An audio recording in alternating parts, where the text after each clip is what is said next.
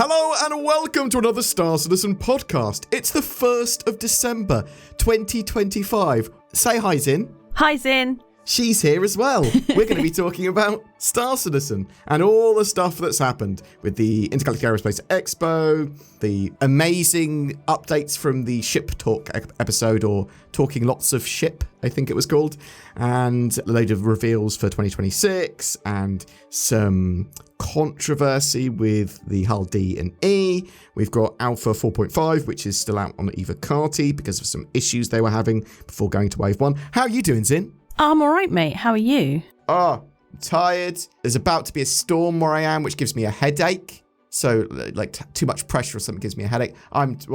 You asked. I know I did, didn't I? Yeah, and I think we're about to power through a podcast, though. It's not like I'm doing hard manual labour or something. Anyway. The Intergalactic Aerospace Expo. It's in its finale now. It ends properly on the 3rd of December. You can still rent pretty much any ship that was shown there. You can buy all the stuff on the RSI website as well. There are a load of new ships that went out for the IAE, the Perseus, the Golem OX, the Clipper, the Kruger L-22 Alpha Wolf, and the Greycat MDC. Do you have any picks, any highlights or picks from the Intergalactic Aerospace Expos in new ships? What do you like? The Clipper. Clipper. Yeah, really like the Clipper. Yeah, it's surprising, isn't it? Because it's grown on me like some sort of fungus. I really didn't like it before. I thought it was ugly. But then I looked in the mirror and went, maybe I'm just a little Clipper. Maybe I just need to find the right person to pilot me, and we'll be looking for a while. I really like the Perseus. Of course you do. Well, I've wanted it for years. It's a brawler with a load of PDCs. They've only made it better, and I'm excited with that and engineering coming in the not too distant future. I mean, there's some other cool ships like, I know, the L-22 Alpha Wolf that we're giving away for December's in. Woo! It's amazing ship. Amazing ship for a giveaway. I would like to say that both of us, Zin and I, love the L-22 Alpha Wolf, and so will you. It's available as a giveaway on our channel. Just comment on any video made during December 2025. It comes with lifetime insurance and a gameplay package. Everything you need to play Star Citizen. We're not sponsored by Kruger Intergalactic, but I made it sound like we were.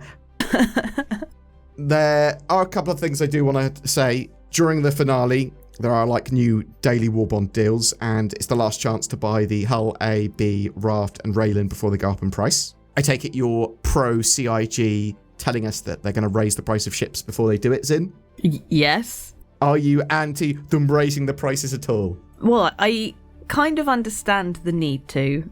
Inflation happens. But we're just on the Hull B, A, Raft, and a Raylan, though, yeah? Well, I'm sure other ships will, but I'm assuming I don't know. Well, it's obviously they go through and they update ship prices based on a lot of different factors. I'm going, how much do we reckon it is? Things like that as well. You can't raise the prices of all ships simultaneously because some ships have just come out and some ships are already priced appropriately. Yeah. I'm not a fan of them raising prices at all, but they do. Something I do want to talk about as well that's a little bit more controversial, potentially, or good, based on the way you feel about it.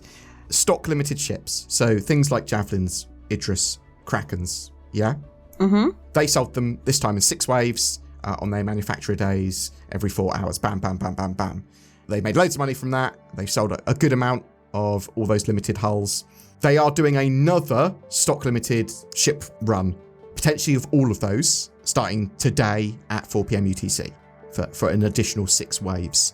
And that's going to probably be all of the stock limited ships, not just one manufacturer's. What do you think of that? Yeah. I mean, it depends how many they're doing, and we never know how many they're doing. We never know. We can only look at the funding tracker and have a rough, I reckon. Or we could do a request for information, and I wonder what you can actually request legally in the UK. I don't want to bog CIG down with irrelevant stuff, though. Well, I'm pretty sure they've got a department for that sort of thing. Maybe. Yeah, I'm sort of interested. I'd love to know the amount they sell. I think they should say, in my opinion, with each wave how many they're doing. But even at the end, we sold this many. Well, not even well, maybe yes, we sold this many, but we had this many available, and this is how many we sold of those. Yeah, I want that information. I sort of kind of understand why CIG obscure it, because then they can print as many as they want. And it gives much more rise to artificial FOMO, right? Them being in control of that is just better for them. It is a little predatory in terms of monetization, and they could just print an infinite amount of these. They could literally allow anyone to buy them that wants to buy them. And you might go, well, they should. These things are limited by price because they're so expensive. Essentially, that is their limiting factor. It's not the availability. It's literally who can afford it. Yeah, but CIG very much say we only want a certain amount of these in-game at the initial release, basically. Because you're going to be able to buy, rent, craft, or otherwise obtain all of these things in-game. This is working. Whatever they're doing, CIG funding-wise is working because they're now at over 140 million for this year, smashing the previous year of the previous best of 117 million. That's a lot of money. It's a lot of money, and they haven't printed these ships yet. Ship printer goes brrrr, zin. Yeah. It is the last chance for people, not you, other people, to get involved with the Clipper giveaway. We're doing the IAE Clipper giveaway. It's not the last chance, is it? It might be the last chance. No, you're right. Okay, so Zin had to go at me before we started the podcast, actually, because I said, I'll announce the Shiv winner for November tomorrow with the update video, and I'll do the Clipper as well. And she went, the Intergalactic Aerospace... Sorry, you said it like this. Well, the Intergalactic Aerospace Expo it doesn't stop until the 3rd of December, so do it later. And she's quite correct with that. I'm sorry, Zin, that's not... That sounded exactly like me. I don't know what you're talking about. I'm sorry. I don't know why I did that. I apologise. Ship Talk. There was a 2-hour-long Star Citizen Live episode. Yeah. CIG revealed a load of ships that are coming in 2026. It genuinely felt like they weren't meant to, but they just went, let's go with it. So they said there's going to be around 27 again. So there was around 27 this year, but they said there's going to be another 27 around that in 2026, including the Raylan, the Hullby, the MFC, and the Ironclads with the command modules. So the MFC, that is the Mobile Fabrication Center, as part of the MXC range. It's basically just a mobile crafter. They also said the RSI Galaxy, planned for the Intergalactic Aerospace Expo 2026. Ooh. I know, right? A couple of others, though. They are gold standarding the Aurora Mark 1, and they're going to be releasing next year an Aurora Mark 2. Okay. What are you expecting from that? I don't know. I quite like the Aurora. Well, that's cool. You're still going to have that. You're going to have a slightly updated version in the Mark 1, gold standardized, so that you'll be able to get in the ship and get cargo in and out of it easier, and it will be just feeling a bit better and maybe just looking a little tiny bit prettier. It's not like a huge rework as far as I'm aware. But the Mark 2 is as if they've gone, let's take the Aurora and remake it, from what I understand. Do you think that's exciting? Do you think everyone will want the Mark 2s? I mean, if it's another starter ship possibility, then yeah, I can imagine people probably want to buy that. I think the Aurora is a pretty good starter ship. It'll be interesting to see if they phase out the Aurora Mark 1, so it still exists in game and everything. Anyone that had one can keep it, like they did with the Hornet Mark 1s. Yeah, exactly that. I think an Aurora Mark 2 is kind of probably necessary. I think they probably looked at it and went, let's just update the Aurora to make all of the Mark 2s. And they went, no, let's keep the original, update that as well. We also got the name of another ship, the Kruger Stingray. What do you think that's going to be? A submarine. So you think it might be a submarine? No, probably another light fighter or something like that. That seems to be their niche. Yeah, so Stingrays, I think, have got like electrosense, and they sort of hunt on the bottom of the ocean. Question mark? But that means that CIG are actually thinking about the names of their ships. That's a good whereas point. They just go with, that sounds cool. Yeah, what should we call that? Well, Kruger have a wolf. What else is a cool animal? Stingray. Yeah. I love it. Let's call this one the Lion. You're right. There's also a couple of other ships and vehicles. I'm not actually sure what the Forge is, if it's a vehicle or a ship. But if crafting version 1 is ready for live in 2026, then you're going to see the Anvil Auxilia, which is from what I understand, a ground vehicle version of the Clipper. Auxilia. Like that's a name. Well, like Roman Auxilia, right? I don't know these words. But would you think I am some sort of Roman historian? Well, what am I hiring you for if you're not? Non-citizen troops attached to the citizen legions by Augustus after his reorganization of the Imperial Roman army from 27 BC. I think it just means helper, though, auxilia, I think. Citation needed. It has been many years since I did Latin at school. Auxilia means help in Latin. Okay, perfect. So yeah, ground vehicle version of the Clipper. So think medical facilities, think crafting facilities, maybe a little bed. A lot of people have been wanting a large ground vehicle that does that sort of utility stuff. And I think that's a really cool thing. A lot of people are just going to park these in their ships to give their ships those facilities. You've also got the Consolidated Outland Forge, which is some sort of crafter, but I'm not sure if it's a vehicle or a ship. I assume it's a ship. From what we've talked about so far, Zin, are you excited for any of the ships in 2026? Or vehicles? I don't know, maybe the Galaxy, but... Oh, a lot of people are excited by the Galaxy. I'm not sure what modules will be ready. Yeah. But we'll have just to wait and see. interested to see what it's gonna look like when it's all come together. Something else you'll be able to see what it looks like, hopefully, at Fleet Week in May is the Battle Cruiser. So this is going to be very expensive. It's probably the last concept sale that CIG do, because they've moved on to a straight-to-flyable model for their ships and vehicles, going, we're not going to sell them until they're ready. But the Battlecruiser, they've decided they can make a lot more money by selling early. Battlecruiser, super excited for. It's going to be massive. I assume it is going to be significantly larger than a destroyer. It might be the Bengal hull that we saw with the Argus and that sort of stuff in the Squadron 42 Chapter 1 fight. But it might be something totally different. What are you expecting? Something like that? Something totally different? Don't care? I have no idea what I'm expecting. I don't think really we have any clue other than it's a battle cruiser. It could be entirely new. So it's either in Squadron 42 already, so it's an old military ship or an older military ship they're gone, and now it's civilian ready, or it's this is an entirely new battle cruiser. Does it experience Squadron 42 or not? Zin. Yeah. Controversial topic. The hull D and E. Yeah.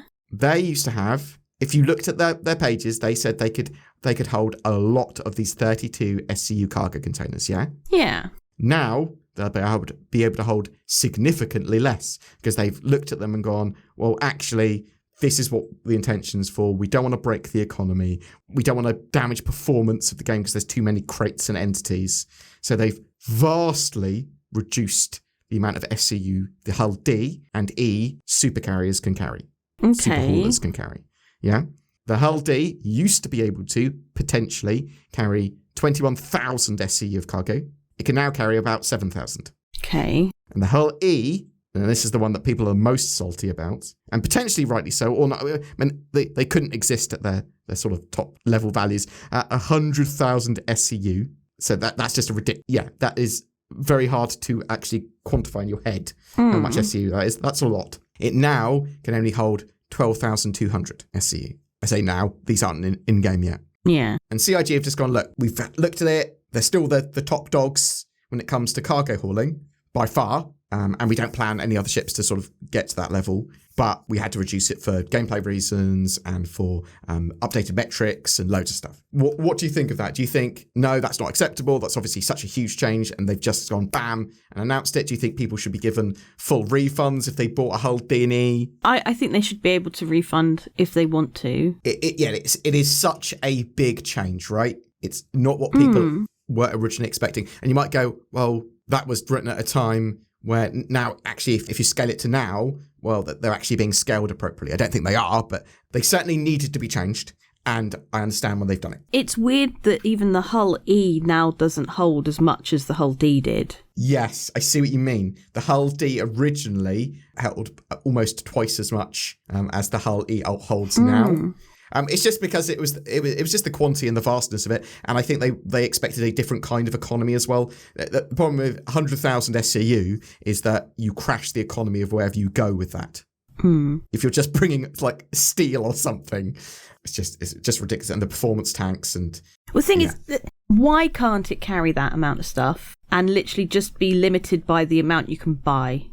I suppose it could, but you could buy lots of different things from lots of different areas, right? Yeah, but you're still only carrying 7,000 SCU of each. If you see what I'm saying? I think one of the major problems is performance hit. Yeah. So, I mean, it's a lot of 32 SCU cargo containers. Yeah, it's just, It's interesting. It is what it is. I'm interested to know if people are like totally understand that and are like, yeah, that's fine and expected, or if like, no, that's destroyed my hauling dream. And if so, why has it? Is it because you wanted to haul 8 times the amount? But can you even quantify that? Isn't 12,000 SCU, 12,300 SCU still enough? Or is it not? Like, tell us your thoughts in the comments below. Like, I'm genuinely interested. Anything else to say before we move on, Zin? I mean, it seems a bit. Thoughts. Well, no, it does seem a bit extreme because the whole sea can carry about 4,000. Yeah, is it about 4,000? Yeah, that sounds right. The whole sea has 4,608 SCU. So you're saying that it might just be better to have 3 hull Cs rather than a hull E? Possibly. What's the price difference on that in real money? So it's price difference. I mean, the hull E's going to require more crew anyway, I would assume. Well, but then you've also got 3 ships with guns than 1 ship with gun. And I suppose that if you have 3 hull Cs, 2 can escape while 1 sacrifices itself. Yeah, or something like that. I just feel like the size difference is like they could. They've probably done some sort of maths working out that I don't know about, but I feel like they could have just been a bit bigger. Yeah, it does. Maybe twice the size they are now might have been more appropriate.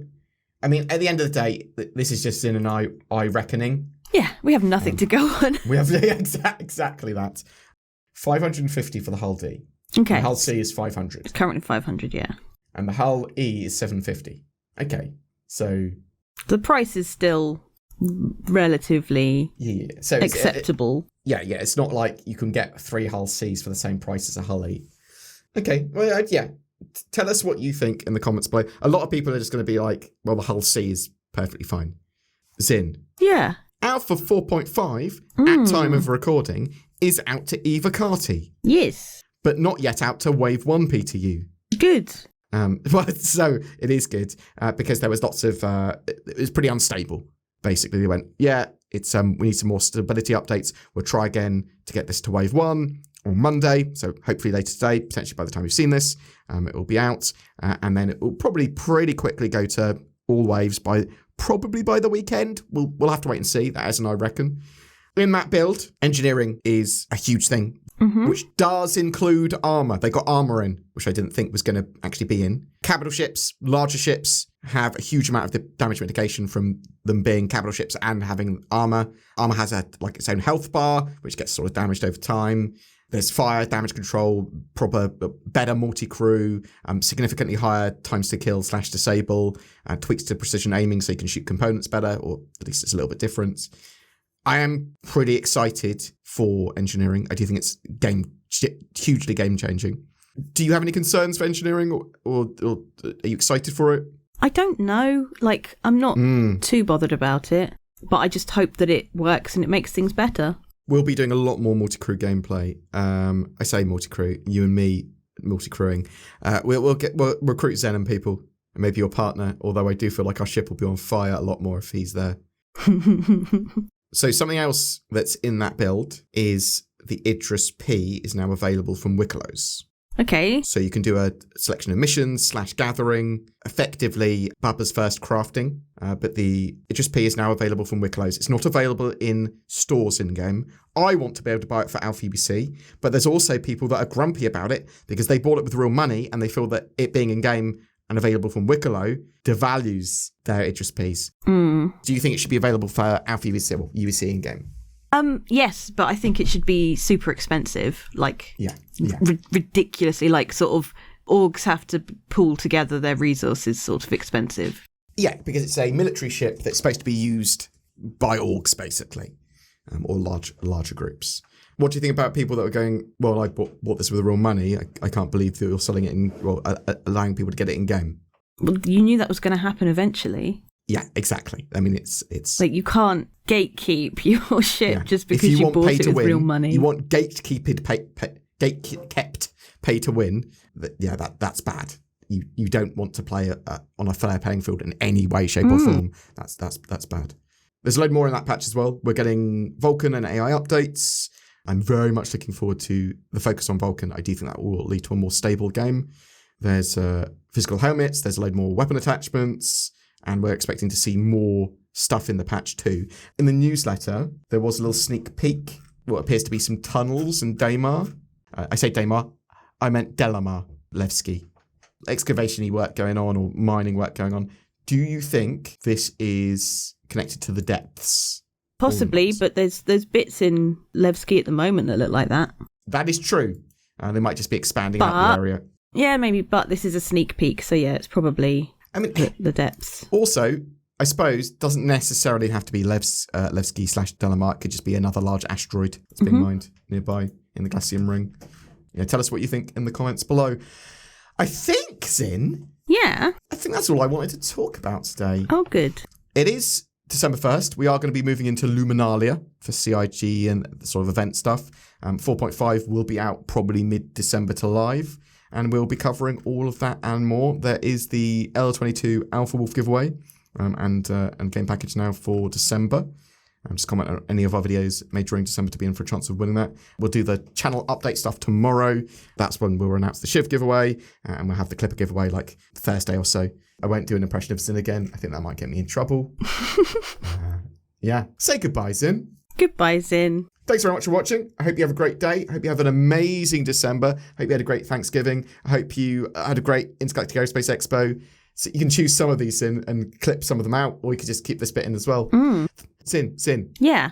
Zin, why should people get NordVPN? Because it gives you better accessibility, security, and privacy on the internet. Perfect. Click the links below. Get that. Get some NordVPN. Perfect outro. Did I say goodbye, Zin? I can't remember. Well, just keep that in just in case. Okay. And then people know, right? Goodbye, Zin. Goodbye, Zin.